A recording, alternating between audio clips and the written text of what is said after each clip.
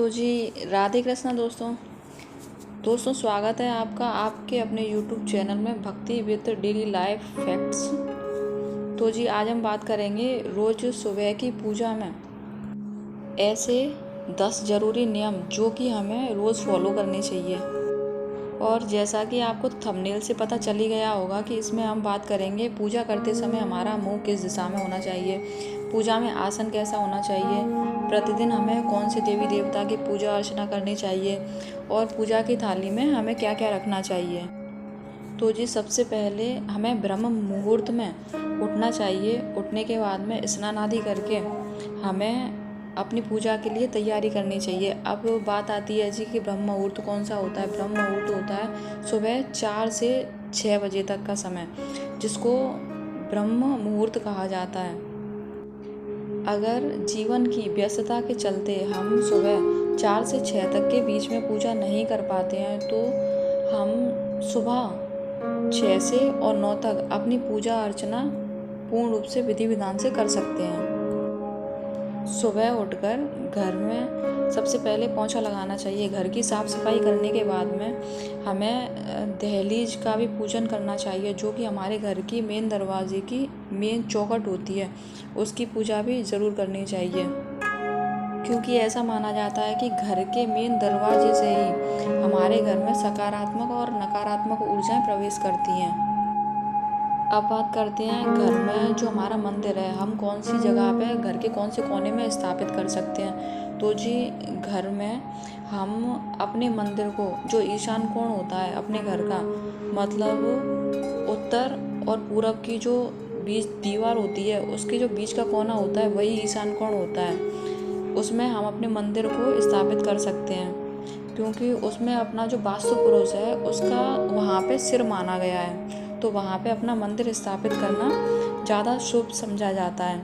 इसके बाद में हम अपना जो फेस है, अपना मुख है, पूरब दिशा में, उत्तर दिशा में, पश्चिम दिशा में करके पूजा अर्चना कर सकते हैं, वो अच्छा होता है।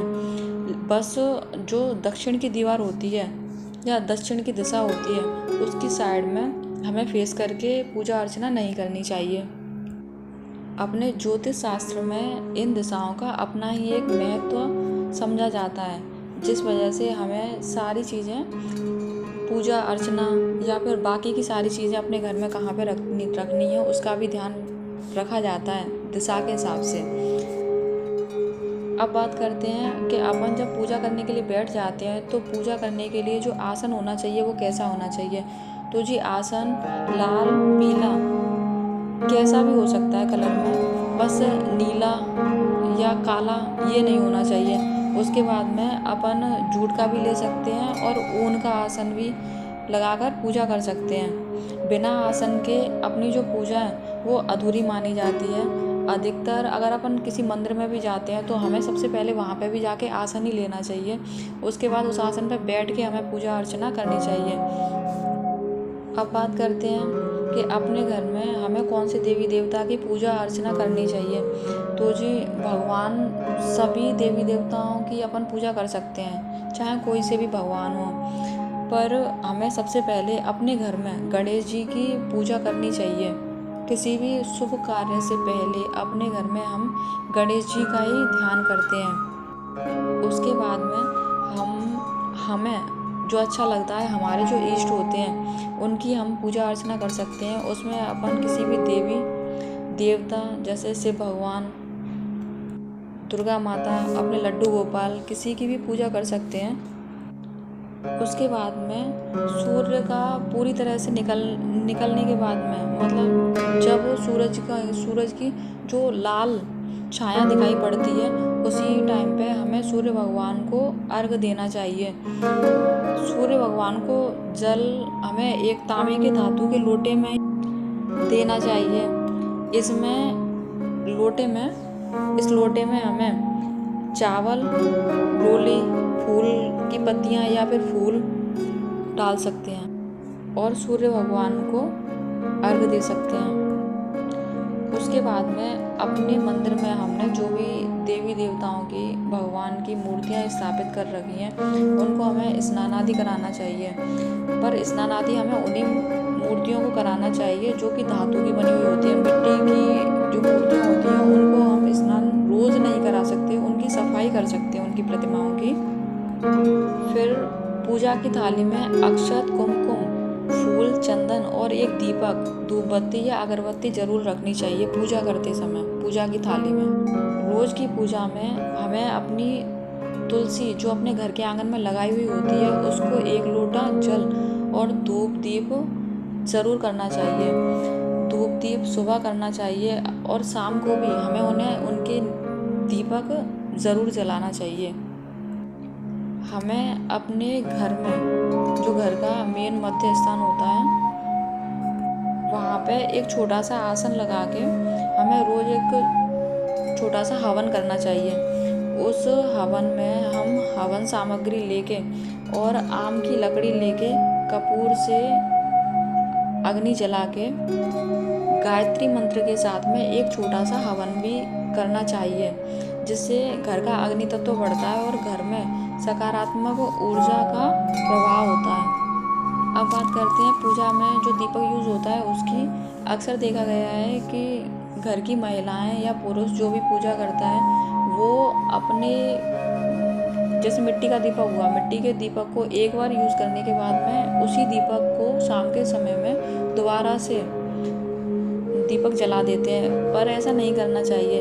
जो दीपक होता है वो अगर धातु का है तो सुबह का जला हुआ शाम को हमें दोबारा उसमें नहीं जलाना है, पहले उसको साफ़ करना है। और अगर हमारे पास में दीपक मिट्टी का है तो उस मिट्टी के दीपक में हमें दोबारा बाती नहीं जलानी है, उसको जो पहले यूज़ कर लिया है उस मिट्टी के दीपक को हमें प्रवाहित कर देना है जल में।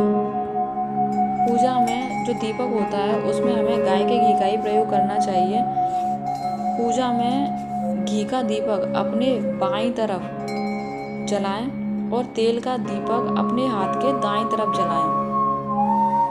घी में सदैव रुई की बाती का ही प्रयोग किया जाता है, जबकि तेल में अगर हम तिल का दीपक जलाते हैं या फिर कड़वे तेल का जो कि सरसों का तेल होता है मस्टर्ड ऑयल, अगर हम उसका यूज़ करते हैं प्रयोग करते हैं तो उसमें हम हमेशा लाल बाती का ही प्रयोग करना चाहिए, जो कि हम कलावे से भी बना सकते हैं। घर के मंदिर में शाम को दिया बाती करने के बाद में अपनी पूजा अर्चना करने के बाद में तुलसी माता पे दीपक रखना ही रखना है। उसके बाद में हमें अपनी चौखट पे जो अपना दरवाज़ा होता है उसके दोनों साइड में, मेन दरवाजे पे दोनों साइड में 2 दीपक जलाने चाहिए, दोनों साइड। इससे हमारे घर में शाम के समय 2 दीपक दहलीज पर जलाने से नकारात्मक ऊर्जा हमारे घर में प्रवेश नहीं कर पाती है।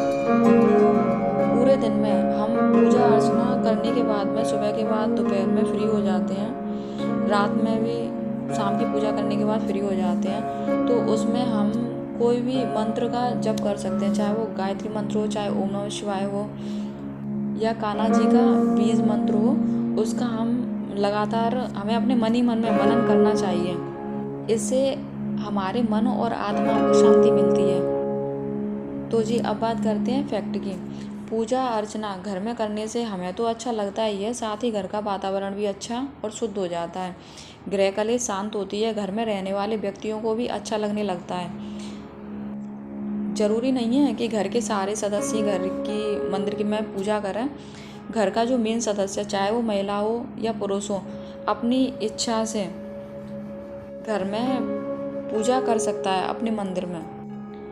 और पूजा अर्चना तो ऐसी चीज़ है कि जब भगवान को आपसे अपनी पूजा करानी होगी तो वह आपके मन में खुद से ही, स्वयं से ही, सेल्फ से ही आने लगेगा कि मुझे पूजा करनी चाहिए। अपने आप ही आपका मन करने लगेगा पूजा करने के लिए। पूजा के लिए किसी के ऊपर दबाव नहीं डालना चाहिए कि नहीं तुझे पूजा करनी है या तुझे ही करनी है या मेरे साथ में पूजा करने बैठ। ऐसे पूजा भगवान स्वीकार नहीं करते। जब तक आप जो करने वाला है, जो सामने वाला बंदा है, उसके खुद से नहीं लगता कि मुझे पूजा अर्चना करनी चाहिए, तब तक हमें भी सामने वाले को, जो हमारे घर का सदस्य है या कोई और है, उससे बोलना नहीं चाहिए कि चल पूजा कर कर कर। चाहे वो बच्चे भी हो सकते हैं घर के,